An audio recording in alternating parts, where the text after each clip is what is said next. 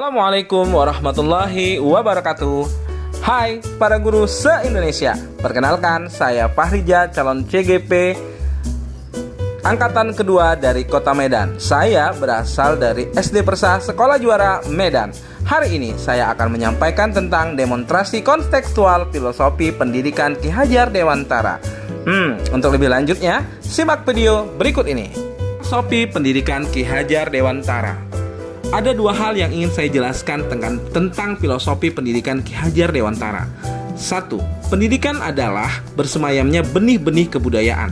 Koneksi antara kebudayaan dan pendidikan tidak boleh terputus. Pendidikan bukan hanya mendidik siswa berilmu, tetapi juga harus mampu membangun diri siswa agar bisa menjadi pembangun peradaban yang baik melalui kebudayaan yang terbentuk dalam proses pendidikan yang terbaik. Yang kedua, menurut Ki Hajar Dewantara, pendidikan itu adalah perubahan. Selayaknya tata surya yang memiliki banyak perbedaan tetapi tetap berputar pada porosnya. Dalam pendidikan ini juga banyak terdapat perbedaan kebudayaan, tetapi harus dengan sumbu yang sama, yaitu nilai-nilai kemanusiaan.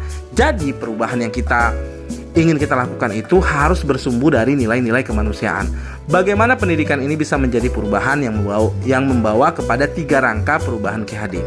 Nah, jadi syarat perubahan adalah ada 3 rangka yang ditentukan oleh Ki Hajar Dewantara. Yang pertama, perhatikan kodrat keadaan. Kodrat keadaan ini terbagi menjadi 2, yaitu kodrat alam dan kodrat zaman. Yang kedua, prinsip melakukan perubahan atau ajas trikon, kontinuitas, konvergensi, dan konsentris. 3. Perubahan budi pekerti. Jadi ketiga prinsip perubahan ini harus diperhatikan jika kita ingin menerapkan filosofi pendidikan Ki Hajar Dewantara. 3 semboyan Ki Hajar Dewantara. Kita sudah sangat mengenal semboyan Ki Hajar Dewantara. Yang pertama yaitu Ingarsa Sung Tulada, artinya di depan menjadi toladan. Yang kedua, Ing Madya Mangun Karsa, artinya di tengah membangun kekuatan dan terus berkarya. Yang ketiga, Tut Wuri Handayani, di belakang memberikan dorongan. Ketiga simbol ini adalah jiwa atau kekuatan yang harus dimiliki oleh seorang guru dalam mendidik menurut Ki Hajar Dewantara. Jadi guru itu harus bisa menjadi toladan, harus di depan dia menjadi toladan, pada saat di tengah dia bisa membangun kekuatan dengan memberikan ide-idenya agar siswanya terus berkarya, dan di belakang dia bisa menjadi motivator bagi siswa-siswanya. Nah, inilah 3 semboyan Ki Hajar Dewantara. Setelah memahami filosofi pendidikan Ki Hajar Dewantara, ada beberapa kekuatan yang ingin saya jelaskan di video ini. Yang pertama, pendidikan yang memberikan tuntunan. Yang kedua, pengajaran adalah proses pendidikan dalam memberi ilmu yang berfaedah untuk kecakapan hidup siswa kita.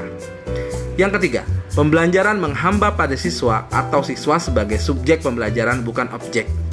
Yang keempat, pembelajaran dilaksanakan sesuai dengan kodrat siswa yang suka dengan hal yang menyenangkan. Artinya, di sini kita boleh menggunakan metode-metode permainan yang dapat merangsang kreativitas dan kecerdasan siswa-siswa kita.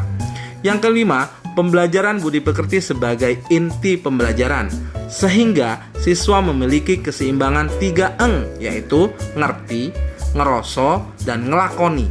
Artinya, paham, merasakan, dan juga bisa melakoni apa yang sedang dipelajarinya. Dan yang terakhir atau yang keenam, yaitu pendidikan bersifat 3 konsentris, konvergen, dan kontinu. Artinya pendidikan yang memanusiakan manusia, menghargai setiap perbedaan dengan memiliki konsentrasi sebuah kebudayaan, dan boleh juga kita mengambil kebudayaan dari luar atau dari barat, tetapi kita tetap konsentrasikan dengan kebudayaan kita. Artinya yang cocok kita ambil, yang tidak cocok kita bisa singkirkan. Dan pendidikan ini juga harus kontinu, sehingga pada saat kita menghargai anak siswa-siswi kita dengan segala perbedaannya, kita bisa menjadikan mereka selayaknya manusia seutuhnya. Mungkin ini tentang kekuatan filosofi pendidikan Ki Hajar Dewantara. Kesimpulan dari filosofi pemikiran Ki Hajar Dewantara. Filosofi pemikiran Ki Hajar Dewantara melahirkan pendidikan yang merdeka dengan batasan berdasarkan bakat dan minat siswa agar mampu berekspresi dalam belajar untuk mewujudkan karakter profil siswa Pancasila. Hal ini sangat relevan jika kita terapkan di zaman sekarang, karena banyak sekali siswa-siswa kita yang sudah mulai kehilangan profil siswa Pancasila. Itu sebabnya maka kita harus berjuang untuk mendidik siswa-siswa kita agar bisa memiliki profil siswa Pancasila.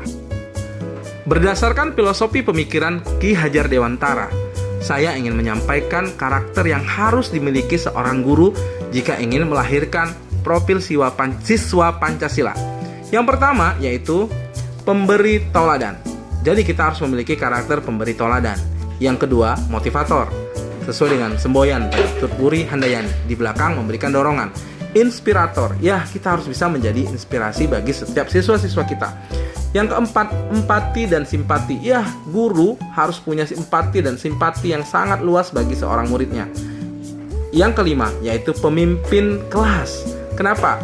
Karena guru adalah seorang pemimpin di dalam kelas agar siswa-siswa kita bisa belajar dengan baik dan terarah. Walaupun mereka bebas atau merdeka, tetapi tetap harus ada pemimpin yang mengontrol agar mereka tidak keluar dari jalur yang kita inginkan. Yang keenam, penuh kasih sayang. Ya, untuk menghargai seseorang, kita harus memiliki karakter yang penuh kasih sayang. Sementara, salah satu filosofi yang ada dalam pemikiran Ki Hajar Dewantara ini adalah kita menghargai siswa kita. Yang berikutnya adalah ketujuh, pembelajar. Nah, kita harus menjadi guru yang mau belajar di mana saja. Yang ke-8 yaitu kolaborator. Nah, kita harus bisa berkolaborasi dengan teman sejawat kita agar dapat mewujudkan filosofi pendidikan Ki Hajar Dewantara di sekolah kita. Itu dari saya tentang filosofi pemikiran Ki Hajar Dewantara. Sebelum kita tutup, dengarkan pantun dari saya ya. Jalan-jalan ke kota Medan, singgah ke Petisah membeli pisang. Ki Hajar Dewantara memanglah teladan dalam mendidik siswa penuh kasih sayang. Bulan puasa, bulan mulia, bulan yang juga penuh berkah. Ki Hajar Dewantara sungguh mulia, pemikirannya hebat, sangatlah berfaedah. Burung Irian, burung cendrawasih, cukup sekian dan terima kasih. Assalamualaikum warahmatullahi wabarakatuh.